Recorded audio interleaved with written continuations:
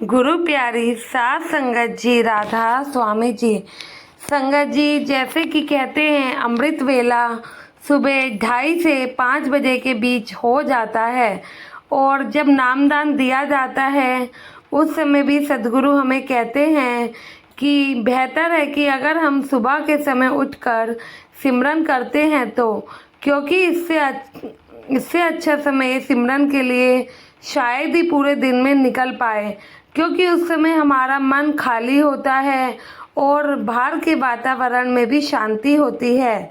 कई लोगों से हमने ये भी सुना है कि सुबह के 3 बजे सद्गुरु खुद आते हैं और अपने प्यारे बच्चों पे अपनी रहमत बरसाते हैं जो उस समय सिमरन भजन कर रहे होते हैं। तो संगत जी, एक बार बाबा जी से एक लड़के ने प्रश्न पूछा कि बाबा जी, आपको पूरी दुनिया में सबसे अच्छा जीव कौन सा लगता है? तो बाबा जी ने हंसते हुए कहा कि बेटा, मुझे तो अपनी पूरी संगति सबसे प्यारी लगती है। फिर उस लड़के ने दोबारा पूछा, नहीं बाबा जी, फिर भी आप बताओ कि आपको सबसे अच्छा और प्यारा कौन लगता है? तो बाबा जी ने बड़े ही प्यार से कहा, जो जीव लगातार 2.5 घंटे भजन सिमरन करता है उसे मैं बहुत प्यार करता हूँ। फिर उस लड़के ने दोबारा प्रश्न किया और कहा कि बाबा जी, आप इससे भी ज़्यादा आपको कौन सा जीव पसंद है? तो बाबा जी ने हंसते हुए कहा कि जिस जीव की ज़िंदगी में दुख और मुसीबतें होती हैं पर फिर भी वह जीव 2.5 घंटे लगातार भजन सिमरन करना नहीं छोड़ता, वह जीव मुझे सबसे ज़्यादा पसंद है। फिर बाबा जी ने उस लड़के से पूछा, बेटा, तुमने नाम ले लिया है? तो वह लड़का बोला, जी हाँ बाबा जी, मैंने तो नामदान ले रखा है। तो फिर सद्गुरु कहते हैं, तुम कितनी देर भजन सिमरन करते हो? तो वह शर्माते हुए बोला कि बाबा जी 1 घंटा। तो बाबा जी बोले, बेटा, बस 10-10 मिनट रोज बढ़ाते जाओ, एक दिन तुम्हारा समय पूरा 2.5 घंटे का हो जाएगा। बाबा जी ने कहा, सबसे पहले हमें अपने सारे कामों को छोड़कर अपने सद्गुरु के दिए नाम का सिमरन करना चाहिए। हम है कि सारे काम पहले करते हैं और भजन सिमरन करना ही छोड़ देते हैं। साथ संगत जी, बाबा जी के कहे अनुसार सिमरन को 2.5 घंटा पूरा समय दे। मन लगे या ना लगे, फर्ज समझकर बैठे, ड्यूटी समझकर बैठे ज़रूर। एक बार किसी लड़के ने फिर से बाबा जी से प्रश्न किया कि बाबा जी, गुरु गद्दी संभालने से पहले आप सत्संग घर में कौन सी सेवा किया करते थे?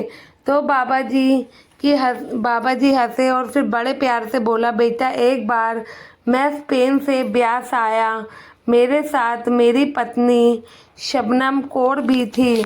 मेरी नौकरी वहाँ स्पेन में थी। एक दिन बड़े महाराज जी ने मुझे ऑफिस में बुलाया और थोड़ी देर इधर उधर की बातें करी, थोड़ा हालचाल पूछा और बोले, बेटा गुरविंदर सिंह, तुम केवल सत्संग ही सुनते हो या फिर डेरे में कोई सेवा करते हो?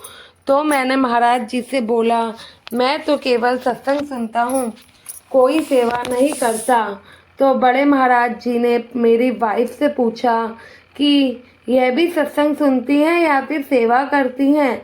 तो बाबा जी ने हाँ में सर हिलाया और कहा, यह भी सत्संग ही सुनते हैं। आगे बड़े महाराज जी ने कहा, बेटा, थोड़ी बहुत कोई सेवा करने की भी कोशिश किया करो। बाबा जी बड़े महाराज जी से बोले, ठीक है सद्गुरु, जो आपका हुक्म। बाबा जी बोले, मैं कुछ दिन बाद स्पेन वापस चला गया। स्पेन के सत्संग घर में जाकर मैंने सेक्रेटरी साहब को कहा कि मुझे भी कोई सेवा दे दो। तो वहाँ के सेक्रेटरी साहब ने कहा कि पूरा का पूरा सत्संग घर ही आपके मामा जी का है, आप कोई भी सेवा यहाँ पर कर सकते हो, जो आपका मन चाहे आप वह सेवा कर लो। तो बाबा जी ने सेक्रेटरी साहब को बहुत कहा, लेकिन सेक्रेटरी साहब, आप मेरे को कोई सेवा दे दो। लेकिन उन्होंने बाबा जी को कोई सेवा नहीं दी और बोले, आपके जो मन में आए आप वो सेवा कर लीजिए, मैं आपको कुछ नहीं कह सकता। बाबा जी और हमारी माँ जी दोनों सेवा करना चाहते थे स्पेन के उस सत्संग घर में। फिर बाबा जी ने कहा कि हमारे पास कोई सेवा नहीं थी। तब हमने वहाँ पर एक कमेटी मेंबर से पूछकर टॉयलेट की सेवा करनी शुरू कर दी। कुछ समय बर्तन मांजने की भी सेवा करी। बाद में बड़े महाराज जी ने अपने जाने से पहले मुझे यहाँ बुलाया और मुझको यहाँ सेवा सौंप दी। वह अपने प्यारे प्यारे फूलों को मेरे हवाले करके चले गए। मैं माली बनकर उन फूलों की संभाल कर रहा हूँ। बाबा जी ने अंत में यह कहा कि मेरी नज़र में सारी सेवा ही ऊपर है। कोई भी सेवा छोटी या बड़ी नहीं होती। सद्गुरु की जो सेवा दया से जो सेवा मिल जाए उसे बड़े प्यार से मन लगाकर करना चाहिए। उस लड़के ने बाबा जी से कहा, दूसरा सवाल किया कि बाबा जी सुबह का समय सिमरन हर इंसान के लिए महत्वपूर्ण क्यों है? तब बाबा जी ने कहा कि आप सुबह के समय अगर सिमरन करते हैं तो आप किसी भी इंसान से मिलने से पहले अपने सद्गुरु से मिलते हैं। अपने दिन की शुरुआत करने से पहले सिमरन करके अपने जीवन को सफल बनाते हैं। जीवन की किसी भी परिस्थितियों का सामना करने से पहले आप सद्गुरु से मिलते हैं और उनसे अरदास करते हैं। आप कई लोगों से बात करने से पहले अपने सद्गुरु से बातें करते हैं। आप और लोगों के साथ संगति करने से पहले अपने सद्गुरु के साथ संगति करते हैं। लोगों के सामने बैठने से पहले आप अपने सद्गुरु के सामने चौकड़ी मारकर बैठते हैं। दुनिया के आगे झोली फैलाने से पहले आप सद्गुरु के आगे झोली फैलाते हैं। दुनिया में लोगों के आगे घुटने टेकने से पहले आप अपने सद्गुरु के सामने घुटने टेकते हैं और दूसरे लोगों का सम्मान करने से पहले आप अपने सद्गुरु का सम्मान करते हैं। लोगों की उपस्थिति में आने से पहले आप अपने सद्गुरु के सामने हाजिरी में आ जाते हैं। आप अपने शरीर को कुछ भोजन वगैरह खिलाने से पहले अपनी आत्मा को भोजन खिलाते हैं। अपनी आत्मा की भूख मिटाते हैं, उसे तृप्त करते हैं। आप बाकी सभी झूठे नामों को बुलाने से पहले सच्चे शब्द रूपी नाम को दोहराते हैं। उस 5 शब्द के नाम का सिमरन करते हैं। सुबह उठकर आप अपनी शक्ल आईने में देखने से पहले अपने सद्गुरु के नूरी स्वरूप को अपनी अंतरात्मा में देखते हैं। आप अपने घर में साफ सफाई झाड़ू लगाने से पहले अपने मन मंदिर को साफ कर लेते हैं। तो बताओ सद्गुरु की रहमत क्यों नहीं बरसेगी? आप सुबह 3 बजे उठकर भजन सिमरन करते हैं, तभी तो उस कुल मालिक की रहमत दिन रात आप पर बरसती रहती है।